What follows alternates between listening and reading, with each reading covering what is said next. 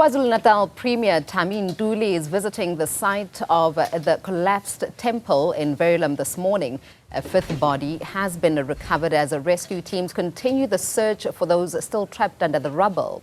Newzroom Afrika's Silethiwe Ndlovu is at the site and joins us now live. Silethiwe, tell us what the latest is after the recovery of that fifth body.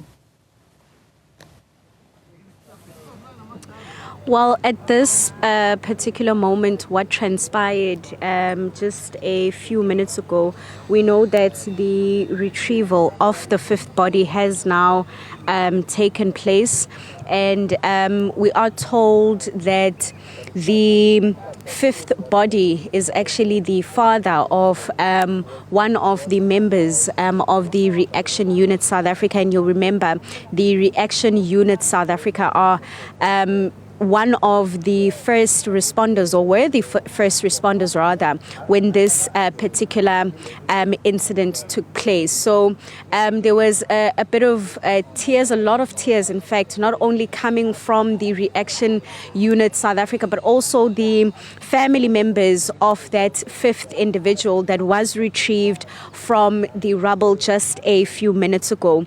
We also know, as you rightfully indicated, that the visit today from the KZN Premier Ndlovu was meant to assess the situation, but also to assess the impact on affected families. And we know he has stated that he will be visiting those families that are affected to ascertain their view in terms of what actually transpired. He mentioned that it is, of course, quite important to engage with those different families, just so that we know how they are also feeling and the type of support and relief that they do need at this particular point.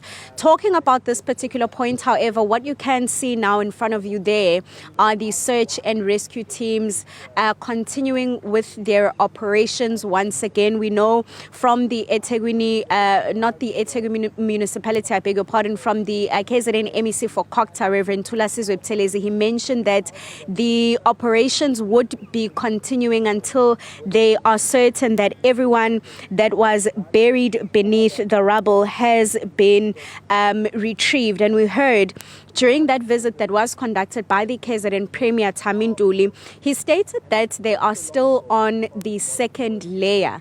Once again, viewers will remember that this building was a 4-story building before it collapsed. So we're hearing now that the search and rescue teams have made it halfway.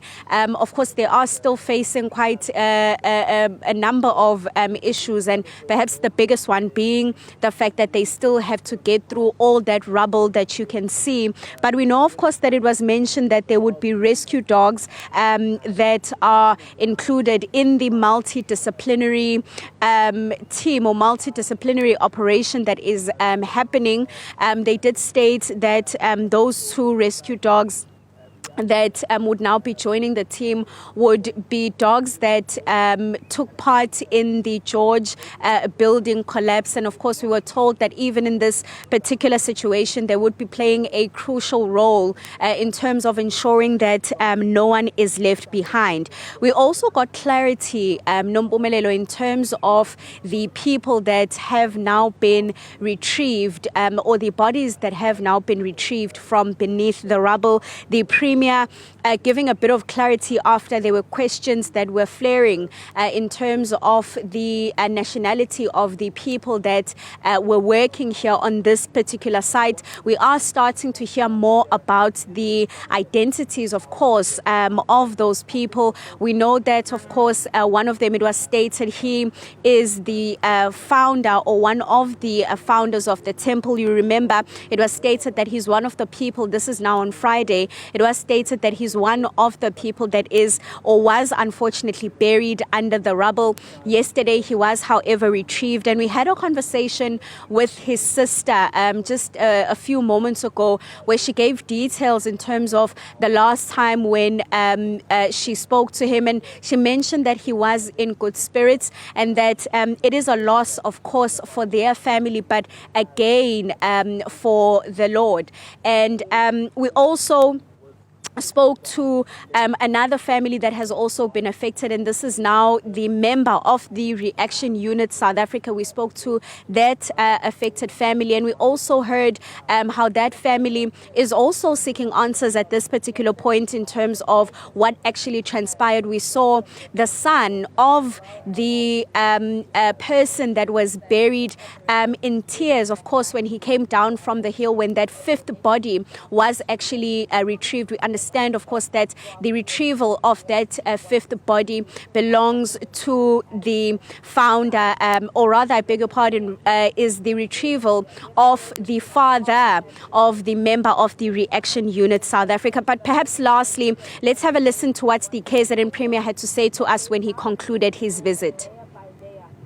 They are trying to remove another body, which is the fifth body, and they've just informed me that they are still on the second layer from the top. It means they still have the first and the second that they're still going to go through, and they don't know whether there are people there or whether there are no people there.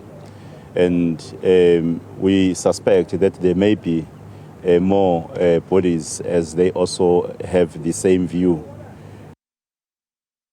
The information they are giving me is that for the 4 bodies that they have recovered, they are the bodies of the South Africans. They are not quite sure whether the one that they will be recovering, whether it's a South African or not, or whether below the 3rd floor there will be those who are not South Africans.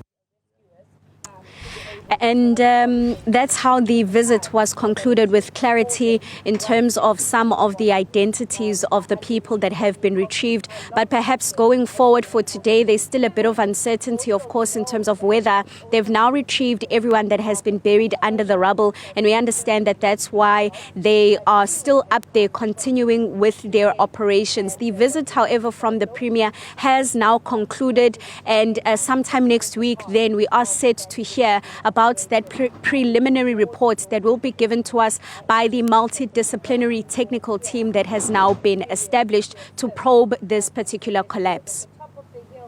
Silethiwe Ndlovu, they're bringing us the very latest from that developing story out in KZN in Verulam.